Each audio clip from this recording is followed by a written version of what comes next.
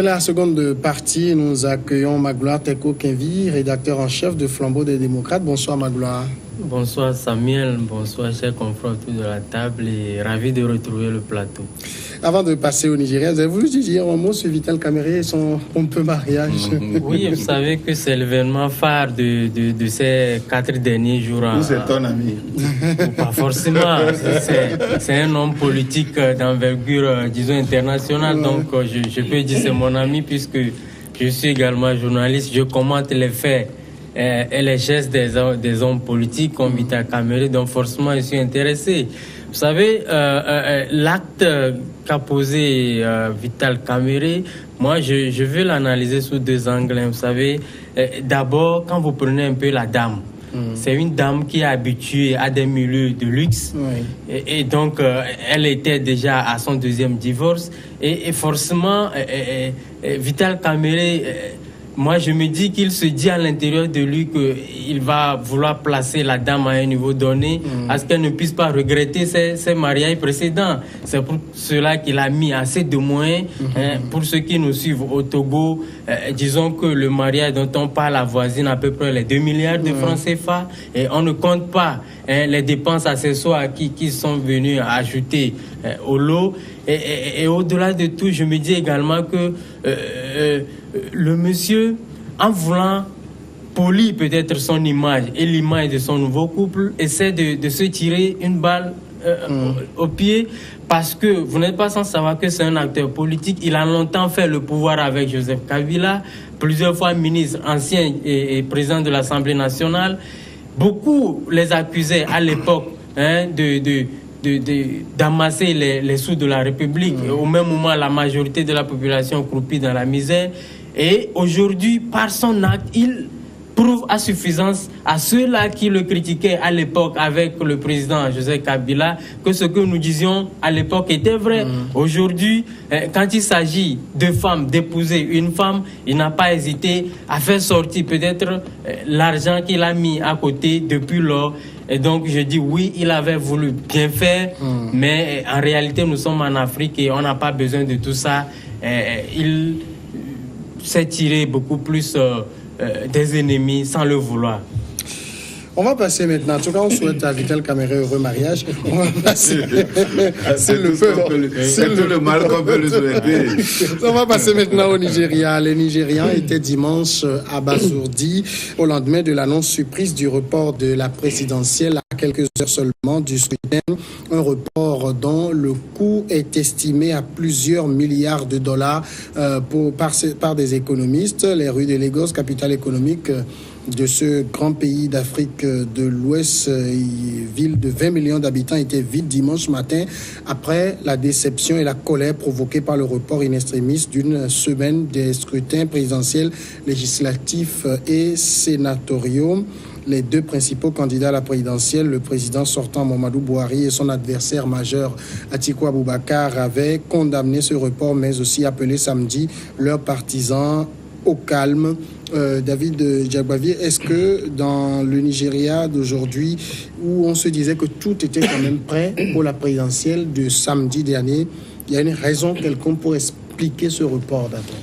La première raison qui est évoquée, c'est la volonté de la commission électorale de proposer l'organisation d'une élection transparente et bien organisée.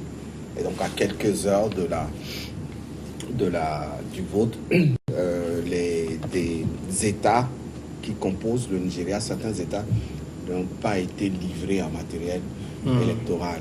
Et donc il y avait d'autres soucis techniques qui ont été constatés sur l'ensemble du pays, à certains endroits beaucoup plus précisément. Et donc la commission a proposé un report. Malheureusement, cette décision est intervenue à quelques heures du jour du vote, et ça a créé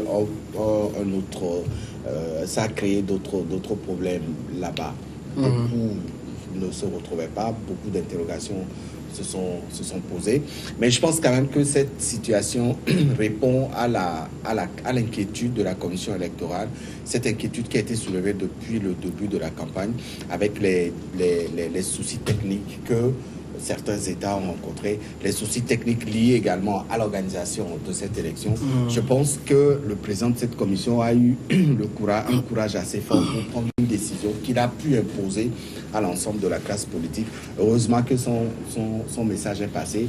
Une semaine de report, j'estime que si ça peut participer à véritablement bien organiser les élections au Nigeria, c'est une décision courageuse à saluer. Des décisions courageuses, mais Dimas, pour le moment, c'est les Nigériens qui perdent beaucoup dans cette décision parce que dans la perspective des élections, beaucoup sont rentrés chez eux au village, attendant de voter samedi et revenir à Lagos pour travailler.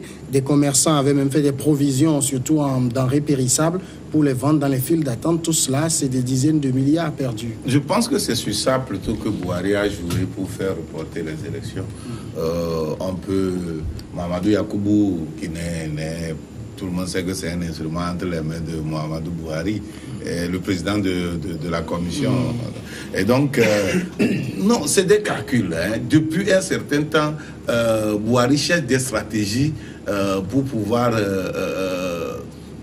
Des stratégies de gagne, des victoires, comment je peux dire, des victoires confectionnées. Mais non, il cherche ça depuis, mais il n'arrive pas à trouver, et je pense que ceci fait partie de tout ce qui a été concocté pour affaiblir l'autre camp. Parce qu'il sait que tous ceux qui se sont déplacés là, tous ceux qui sont pour la plupart des opposants à son régime. C'est pas que les Nigériens attendent beaucoup de choses de ces deux, que ce soit Boubacar, Atiku, que ce soit Buhari.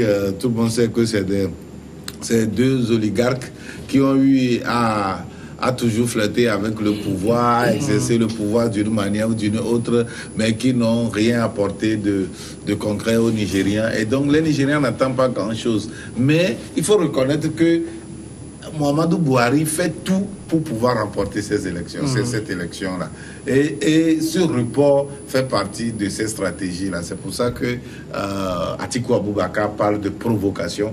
Quand bien même Buhari, de façon politique, a réagi aussi pour condamner ce report. Mais aujourd'hui même, il a demandé qu'il y ait des explications et que même après le scrutin, la commission doit... Il a toujours fait cette stratégie-là. Quand il a fait démettre le président de la Cour suprême, c'est comme ça, il s'est mis dans la peau d'un justicier qui lui sied très très mal. Donc, je pense que ce report n'est pas quelque chose à féliciter comme David. Attends, le manque des matériels de l'électoral, c'est dû à quoi? C'est dû à une négligence simple. On n'a pas mis les moyens, c'est tout. Et pourquoi on ne l'a pas fait? On ne l'a pas fait simplement parce qu'on ne veut pas le faire. C'est mieux de reporter d'une semaine pour bien organiser. Mais qui t'a dit que ce serait bien organisé? Et que ce serait bien organisé? Vous pensez que les gens, à moins d'une semaine, les gens vont faire... Moi, je me fie à la parole du président de la commission. C'est lui qui a pris la décision seul et il a assumé. Justement, ça fait partie de la question que j'ai posée à Magloire. Vous pensez que le président de la commission a décidé en toute indépendance, parce que quand on écoute Buhari, on se dit, lui-même, il semble être étonné, mais ça peut être aussi simplement de la communication.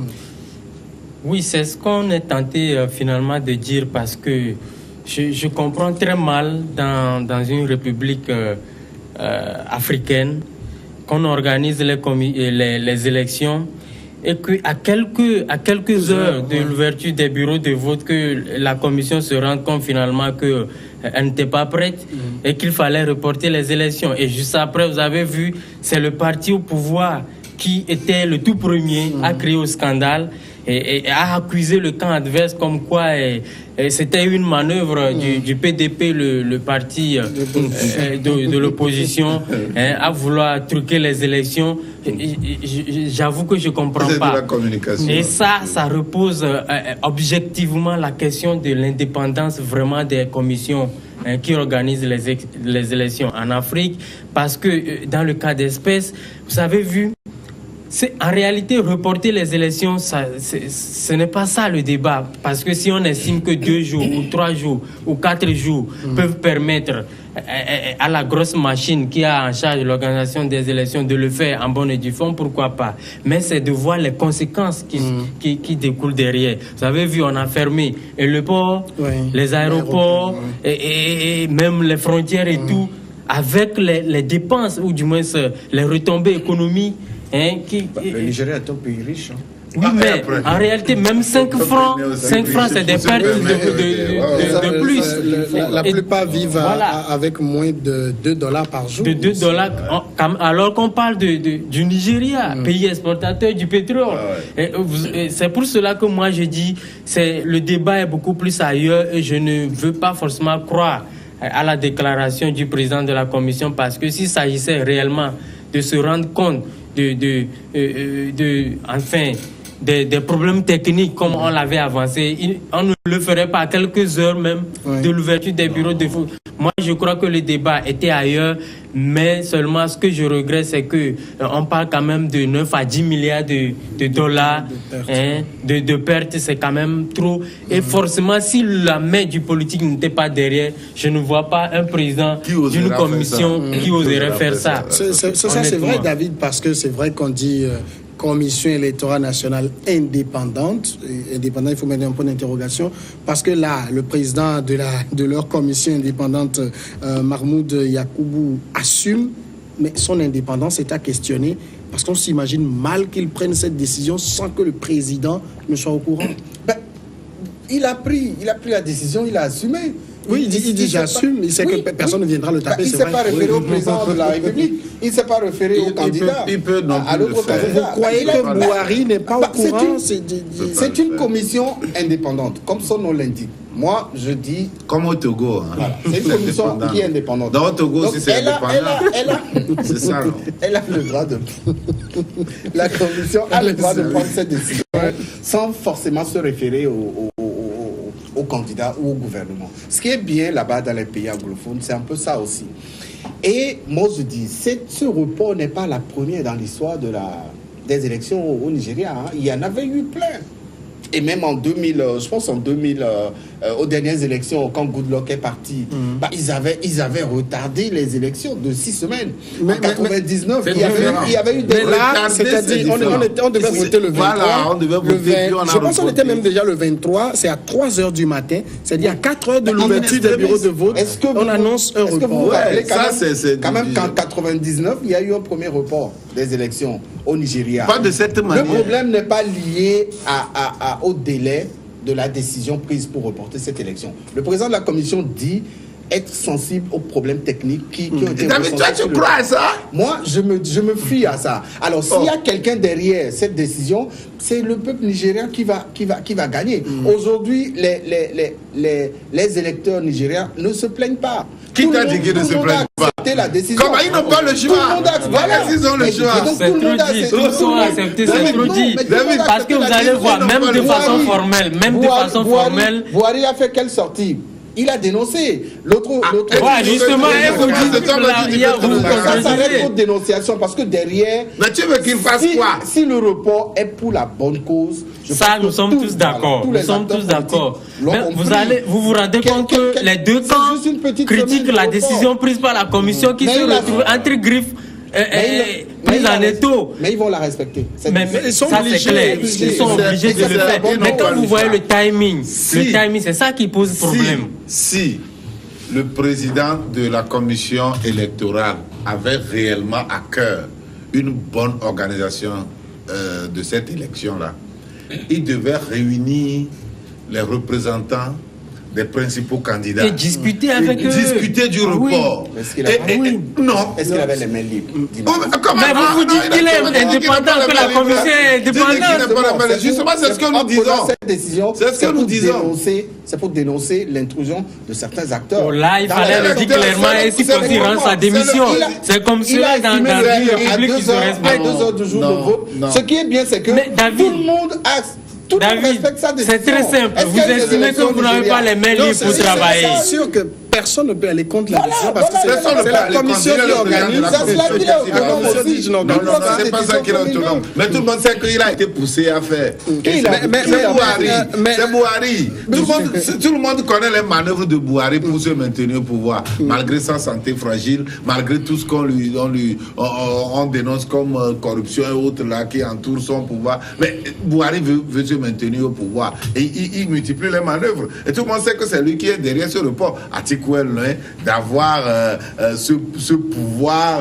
Mais c'est pas le discours que Bouhari a imposé. Bon, c'est de la communication. C'est vrai, Magloire. C'est de la communication. Ce dont moi j'ai peur, c'est la violence. Quand ça continue comme ça, c'est la violence. Vous vous rappelez 2011, quand Bouhari était battu face à Goodluck, il y avait eu plus de 1000 morts. Vous voyez? Donc quand ça continue comme ça, que Dieu préserve. C'est vrai quand même, Magloire, qu'au Nigeria, un scrutin, c'est un défi logistique énorme. 84 millions d'électeurs, 120 000 bureaux de vote, un chef d'État, 360 députés, 109 sénateurs, c'est pas rien. C'est énorme, c'est énorme. C'est en cela que moi je dis que si une semaine de report peut permettre à la commission d'organiser des élections vraiment appréciées par tout le monde, ben, moi je m'en réjouis. Sauf que j'analyse les faits. Quand même, la commission a eu 4 ans pour préparer les élections. Ce n'est pas, elle ne s'est pas réveillée hier pour commencer par travailler. Ça fait 4 ans. Et si on ne s'est pas rendu de ces lacunes-là bien avant, ce n'est pas à quelques minutes, je dirais même de l'ouverture des bureaux de vote, qu'on se rendait compte. C'est vrai, on a tout fait pour habiller le scénario. C'était vraiment joli. Le président de la République, tous les acteurs, les médias étaient déployés sur le terrain. Des gens se sont retrouvés dans leur village. Ils n'attendaient que l'ouverture du bureau de vote. Et là, on annonce le report des élections. Là, c'est ça qui me pose problème. Et ça, quand vous voyez que aussitôt après l'annonce du report, c'est le camp présidentiel qui monte au créneau, qui accuse l'opposition d'être derrière cette manœuvre de cette commission qu'on dit indépendante. Je comprends pas. Je comprends pas. Et au même moment, le parti de l'opposition aussi accuse le parti de Bouhari de forcer des résultats préfabriqués. Et ça, je me dis, honnêtement, quand vous voyez un peu le scénario, c'est que la commission se retrouve entre deux enclumes. Et là, comme David venait de le dire dans son développement, si tant est que et le pouvoir et l'opposition critiquent la commission, moi je dis, oui, elle se doit d'avancer ses arguments. Et si véritablement elle estime qu'elle n'a pas les mains libres pour travailler, la meilleure des choses, c'est de s'expliquer et rendre sa démission. Mais ça, elle n'a pas été le cas. C'est pour dire qu'en réalité... N'oubliez pas que le Nigeria n'est pas un État unitaire. Le Nigeria, c'est un État fédéral. Et donc, oui, mais quel que soit vous appelez le capital Abuja. Abuja, ouais. Quelle que soit la densité il faut savoir que c'est réparti. Et donc, tous ces États, à leur niveau, organisent ça à leur niveau. Et donc, puis, ce qu'il faut nuancer, c'est que le report, ça dit que déjà le 23, je crois, auront lieu la présidentielle et les législatives. Pour les élections dans les États, c'est sur le 9 mars. Et donc, c'est bien segmenté. Et vraiment, s'il n'y avait pas une décision politique derrière, je crois que la commission, elle pouvait travailler normalement. C'est vrai que le président de l'INEC, il appelle l'INEC, Independent National Electoral Commission, il dit qu'il y a des problèmes logistiques énormes et une mauvaise météo. Ouais. Qui lui dit que le samedi prochain, il ne va pas pleuvoir, par exemple? Non, là, ils ont vu la météo. Mais ailleurs, quand il pleut, vous savez, le devoir civique, quelles que soient les conditions climatiques, la météo, on doit y aller. C'est rien du tout. On a fait des élections dans des zones en guerre. Quand il évoque la météo, ce n'est pas uniquement le mauvais temps peut-être qui va faire le jour de l'élection, mais il y a aussi l'acheminement de matériel.